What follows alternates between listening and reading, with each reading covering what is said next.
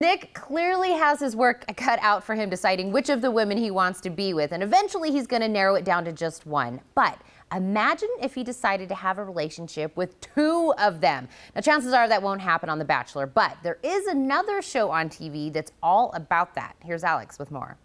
Well, it's Valentine's Day, and many of us are getting ready to celebrate the day of love with our honey. Notice I said honey singular. Most people just have one significant other, but the opposite is true in a groundbreaking TV show called You, Me, Her, which explores the life of a polyamorous relationship between a man and two women. Well, joining me now is the meat in that sandwich, actor Greg Poehler, who portrays the character of Jack.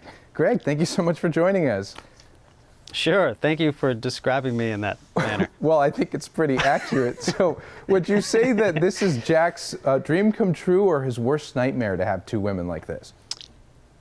I think it's a little bit of both. I mean, I think, intuitively or initially, a lot of guys think of it as a dream come true and every man's dream to have two women at once. but it certainly turns to a nightmare pretty quickly for him in season 1, and season 2, which premieres tonight on Valentine's Day, really delves into the logistics of a 3-person relationship, and it's not all roses. Yeah, well, I would imagine. I mean, it's hard enough having one significant other. I can't imagine having two. So this is a pretty taboo subject. I mean, in your opinion, do you think that a love triangle like this is sort of a viable relationship going forward as we progress as humans?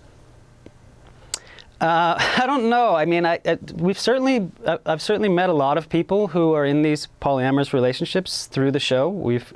I've become a bit of an unwilling spokesman for the lifestyle.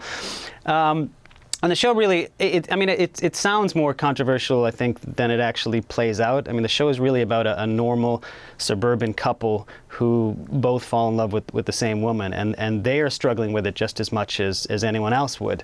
And so it's really working backwards from the idea of, if 3 people do really love each other, why can't that relationship work? And I don't know if they know the answer to that. I don't know if I know the answer to that, but it's certainly something worth exploring, I think, in modern day society. What a premise. So, I mean, tell us about the rest of the cast, the ladies you work with.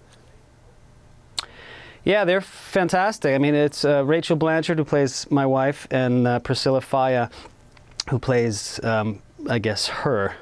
I'm not sure if I'm the you or the me, to be honest. I just learned I'm the meat, which is good. So, they're tremendous actresses, and they make it a lot easier. I think we all had pretty instant chemistry as friends and actors, so that certainly makes it easier when you're sharing the same scenes in the same bed with two other women. Oh yeah. My wife is not as happy about the arrangement. I'm sure she isn't. Should people really circle back to the first season and then watch the second one, or can they really just jump in and watch the second? Well, I don't want to do anything to dampen the ratings.